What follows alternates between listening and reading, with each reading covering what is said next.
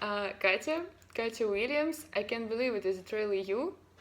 Uh, I'm Ksusha Forbes, Mrs. Bradshaw's English class. Do you remember me? oh gosh, I haven't seen you for ages. How are you? Great. I'm here in Ethiopia for research. And you? How did you happen to be here? Oh, my husband is a scientist and he has always dreamed of visiting Africa and studying native people's lifestyle. Sounds exciting. By the way, I'm here almost with the same purpose. Do you mean you're a scientist? What is your research about? It's about nonverbal behavior. To be more precise, how not to commit a social blunder communicating with people with different nonverbal behavior. Very impressive. How come that you've become interested to learn more about nonverbal communication?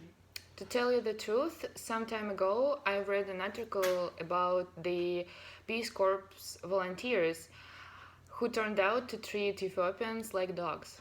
What do you mean? To cut the long story short, almost all volunteers were unaware of natives' nonverbal behavior. There was a disparity in what they want them to do and what they showed them with their gestures. Can you give me an example?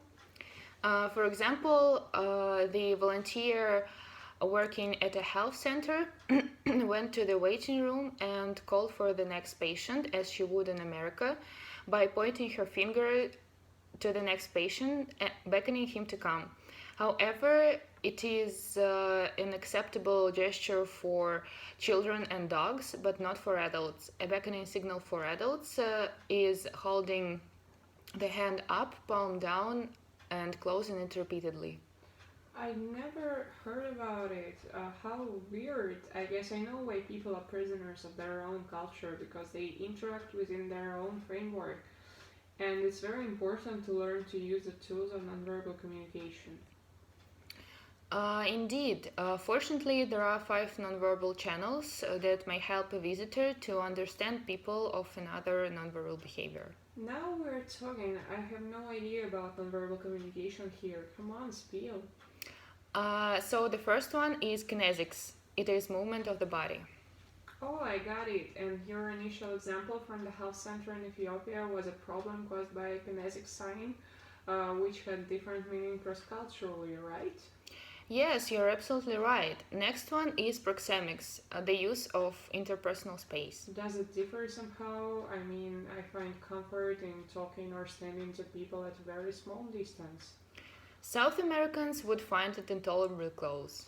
Very impressive. And what about eye-to-eye contact? I know that Americans are dependent upon eye-to-eye contact as a sign of listening behavior. Well, you're right. It's the third channel called oculesics. I think you know that in many countries there are elaborate patterns of eye voidness which we regard as inappropriate. Indeed, because we don't feel that there is a human contact without eye contact. What else should I know?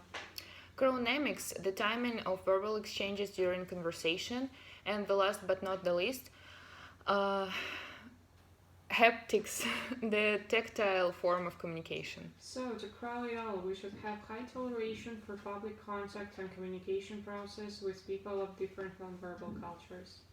True. Oh, I'm sorry, my husband is calling me. I have to go now. But I was very glad to see you there and thanks for information.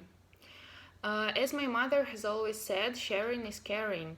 I was glad to meet you. Have a nice time here. Bye. Thanks.